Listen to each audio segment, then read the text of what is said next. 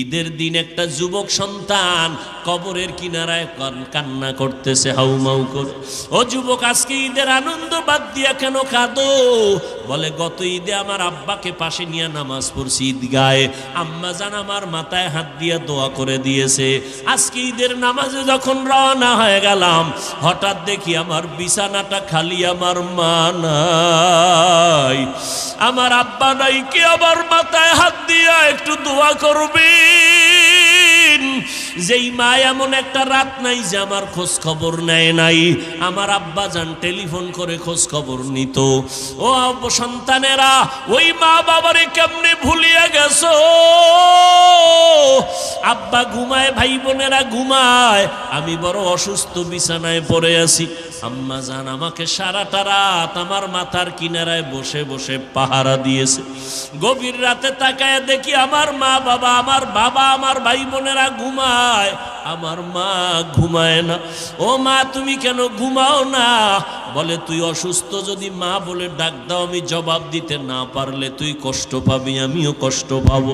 আমি যতই চেষ্টা করি আমার চোখের মধ্যে ঘুম আসে না। ওই মা বাবার দোয়া নিয়ে সামনে আগাও রে যুবক।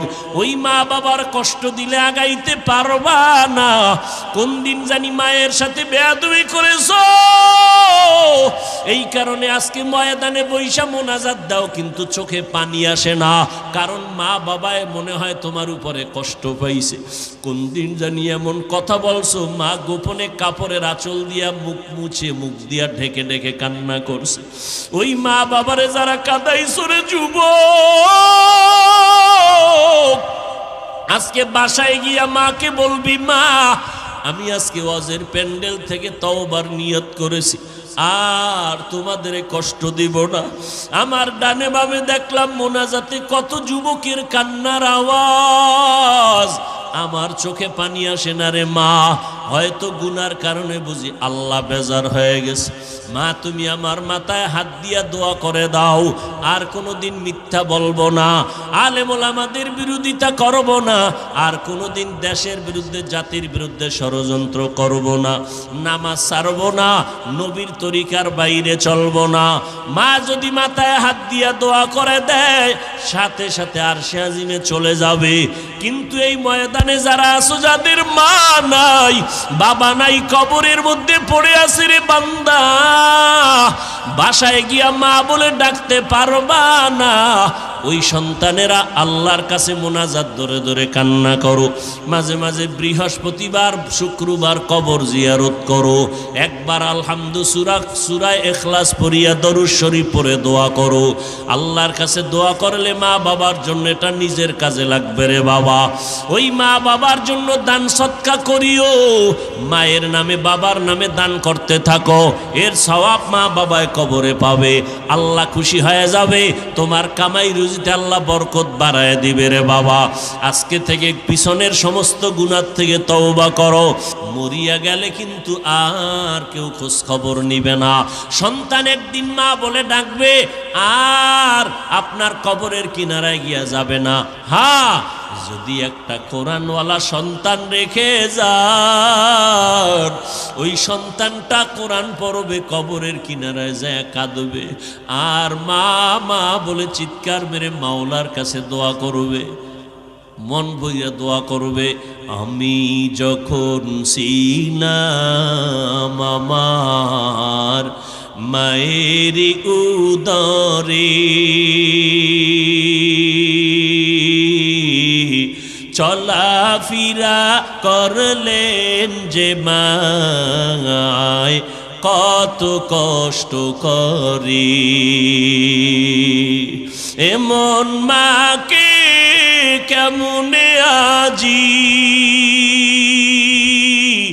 এমন মাকে কেমনে আজি যাব আমি ভুলিয়া। ও আমার প্রাণের মা, মা গো মা, কোথায় গেলে মোরে ছাড়িয়া? জনম দুঃখী ইয়াতিমামি চায় না কেহ ফিরিয়া। জীবনের মূল কষ্ট মায়ের প্রসব বেদনায়,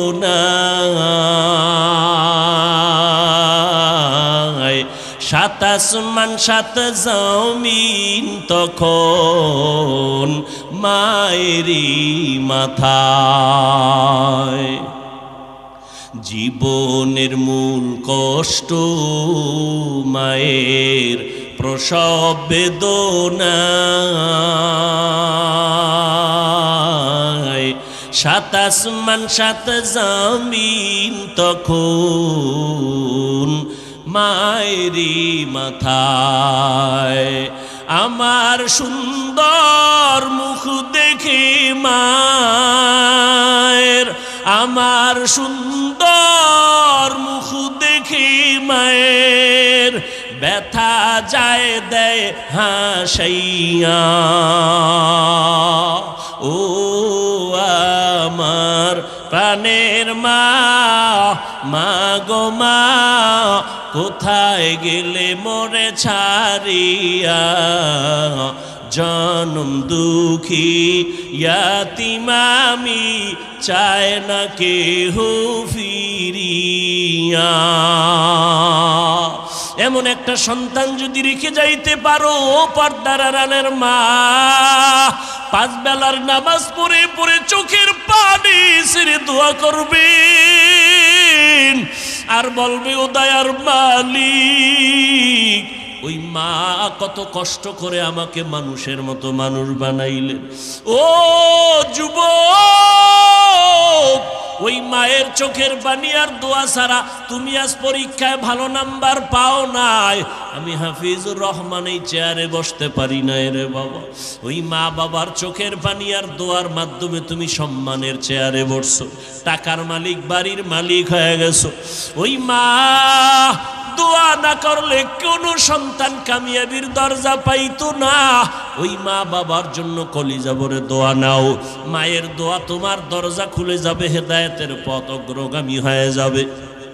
জীবনে কম তো অন্যায় করো নাই, মনে চাইছে পার্কে যাবা, দৌড়াইয়া পার্কে চলে গেছো, কেউ বাধা দিছে তুমি থামো নাই, মা বাধা দিছে, মায়ের সাথে খারাপ ব্যবহার করেছো। এই এলাই ময়দানের ভিতরে এমনও আল্লাহর গোলামরা বসে আছেন যারা মা বলিয়া ডাক দিতে পারে না, বহু আগে মা হারায় ফেলছে। ইয়া আইয়ুহাল্লাযীনা আমানুস্তাঈনু বিসসবরি ওয়াসসালাহ, সাহায্য নাও যার মধ্যে তিনটা দুর্বলতা নাই তার কাছে সাহায্য চাও। এক নাম্বার যার স্বার্থ নাই, দ্বিতীয় যার মধ্যে অভাব নাই, তৃতীয় যার পেছনে টান নাই। জমিনে এমন একটা মানুষ নাই যার কোনো স্বার্থ নাই। আমি দুইজন মানুষ পেয়েছি যার মধ্যে স্বার্থ ছিল না, একজন আমার আব্বা জান আর একজন আমার আম্মা জান। এগো স্বার্থ আছে নাই, কিন্তু সোনার বাংলার ইতিহাস বলে দেয় এই মা বাবাও স্বার্থ ছাড়া সন্তানকে মহব্বত করে না। কত মা বাবা সন্তানের জবাই করেছে, কত সন্তান মা বাবারে জবাই করেছে, পেছনে শুধু স্বার্থ। কি এই উদাহরণ শুনতে বা এই দৃষ্টান্ত বুঝতে হলে ইন্ডিয়া যাওয়া লাগবে? এমন সোনার বাংলায় এই দৃষ্টান্ত আছে না নাই? নাই কি? সব আছে। বাবা তার আপন জন্মর মেয়েটাকে হোটেলের মধ্যে ঢুকাইয়া বলে আজকের রাত্রের জন্য তুই আমার স্ত্রীর মতো। কি ইন্ডিয়ার খবর, সোনার বাংলার খবর। আল্লাহ হেদায়াত দান করুন। চরিত্র কই? এই ওয়াজ মাহফিলগুলো বন্ধ হয়ে গেলে, তাবলিগ বন্ধ হয়ে গেলে, মানুষ থাকতাম সুরতে, চরিত্রটা পশুর থেকে খারাপ হয়ে যেত, যাও আছে কিচ্ছু থাকতো না। এখন একদল এই জন্য পাগল হয়ে গেছে, ওয়াজ মাহফিল না হইলে ভালা, খুব খুশি। হ্যাঁ, কই ওয়াজ দিয়া হবে কি? তা আমি বলি তোমার মতো বান্দারে সাইজ করার জন্যই তো এই ওয়াজের আয়োজন। ওয়াজ দিয়া কি হবে? তোমার তো বেতের বাড়ি দেওয়া যাবে না, নাহলে কবে সোজা করে ফালাইতো। বেতের বাড়ি দিয়ে নামাজ পড়ো না কেন? সৌদির মতো নামাজ না পড়লে পুলিশ ঘুরতে থাকে, ধরতে থাকে। ধম করে ধৈর্য লাইছে এক বাঙালিরে, দেখ সিফার মধ্যে বিড়িটা নেই। ধৈর্য এটার অফিসে লয়ে গেছে, নিয়ে পিঠা ফাড়া নাই। শাস্তি কি? অজু কর। অজু কইরা এখানে দাঁড়াইয়া 100 রাকাত নফল পড়বি, বাস এবার উঠ আর বস। শাস্তি এটাই শাস্তি। 100 রাকাত। জীবনে কত নামাজ ধান্দা কইরা ছাড়ছস, এ কাজা কর। উভয় নেই। আল্লাহ আমাদের হেদায়াত দান করে। যার ভেতরে অভাব নাই তার থেকে সাহায্য চাও। জমিনের মধ্যে এমন একজন মানুষ পাওয়া যাবে না যার অভাব নাই। সব অভাবী। কেমন অভাবী? যার টাকা যত বেশি তার অভাব তত বড়। গরিবের অভাব 100 টাকায় সমাধান, বড় লোকের 1,00,000 টাকায় সমাধান হয় না। বড় অভাবী, বড় অভাব, বড় লোকের বেশি অভাব। যদিও চোখে দেখা যায় না, মাথা গরম হয়ে যায়। কতটা অভাব! গরিব যদি কয় কোনো বড় লোকের কাজ করবো না, তাহলে বড় লোক 1 সপ্তাহের মধ্যে পঙ্গু হয়ে যাবে। কারণ বড় লোকের বাড়ির টাইলস মোজাইক করা বাথরুমটা পর্যন্ত গরিবরা পরিষ্কার করে, খানার প্লেটটা সামনে আগায় দেয়। গাড়ির ড্রাইভার গরিব, গরিবরা যদি কোনো কাজ না করে তাহলে জিন্দেগি বরবাদ হয়ে যাবে। এক রিক্সার ড্রাইভার সামনে নষ্ট হয়ে গেছে, 1.5, 2, 4, 5 কিলোমিটার হাইটা গেল, বড় লোক হেঁটে যেতে পারবে না। জামায় ময়লা লাগছে, গরিব রিক্সাওয়ালা নিজেরটা নিজে ধুইয়া নিল। বড় লোক নিজের জামা নিজে ধুইতে পারবে? বাথরুমটা যদি গরিবেরা পরিষ্কার না করে কোনো বড় লোক করতে পারবে না। মিয়া পরিষ্কার বাথরুমে যায় শীতই ভইরা যায় মাঝে মাঝে। কি গ্রাম এলাকায় বাঁশ দিয়ে পায়খানা করছে, কোনো দিন কেউ ভইরা মরিয়া গেছে, কোনো নজির নেই। আর এখন টাইলস করা মোজাইক করা হুনি নাই, পইরা হে শীত পটাং হয়ে গেছে। আধুনিকতা বাড়ছে মানে হায়াত কমছে। কি এখন আর লাকড়ি নেই, গ্যাসে রান্ধো। গ্যাস বাদ, কারেন্টে ভাত রান্ধো, মানে ভিটামিনের গোষ্ঠী শুদ্ধা, এটারে সব বরবাদ। কি যেই গোস্তটা তাজা আইনে রানবেন যে মজা, ফ্রিজিং করে রানলেই মজা আছে? বাস, যত আধুনিকতা ততই আমাকে ক্ষতির কারণ। ব্যায়াম, মানুষ গ্রামে কামটাম করতো, ঠিক না? গ্রাম এলাকা কাজ করতো, শরীর টাইট। এখন ব্যায়াম কি জানি কয়, আর না ওই যে ব্যায়াম করে, কি ওটার করে, জিম। জিম এখানে যায়। ওরে আল্লাহ, হেনে পুরুষ মহিলা সমানে মেসেজ করে দেয়। মেসেজ মহিলা শুদ্ধা সোনারগা হোটেলে যায়, 2 লাখ টাকা বছরে দেবা, হ্যাঁ ডেলি ডেলি তোমারে, এরপরে মেসেজ করে দিবে, যাও সেখানে যাও। কত আধুনিক! আমি কই এরকম মেসেজ টেসেজ কইরা কি হায়াত বাড়ানোর কোনো গ্যারান্টি আসেনি? কয় না, আল্লাহ টান দিলে তো কেউ রাখার উপায় নেই। আর গ্রামের মানুষ তাজা খায়, শরীরে শক্তি। এরপরও কয় না আর একটা বিয়ে করুন। কয় আগের মুরব্বীরা আলহামদুলিল্লাহ শক্তি আছিল, এক একজনের সন্তান 7টা 8টা 9 জন। কথা ঠিক না? এক গড়ে। আল্লাহ সবাইকে বুঝার তৌফিক দান করে। দেখছেন নি কইতন কই গেছি, কাউয়ার কথা কইতে লইছিল, মনে আসেনি? একটা কাক যখন বাচ্চা দেয়, খেয়াল করে দেখবেন ওই বাচ্চাটা সাদা বের হয়, সাদা, শরীরে কোনো পশম থাকে না। এই অবস্থা দেখে মায়ে পায় ভয়। মা কি পায়? ভয় পাইয়া দূরে থাকে। 3 দিন পর্যন্ত বাচ্চার কাছে মা যায় না।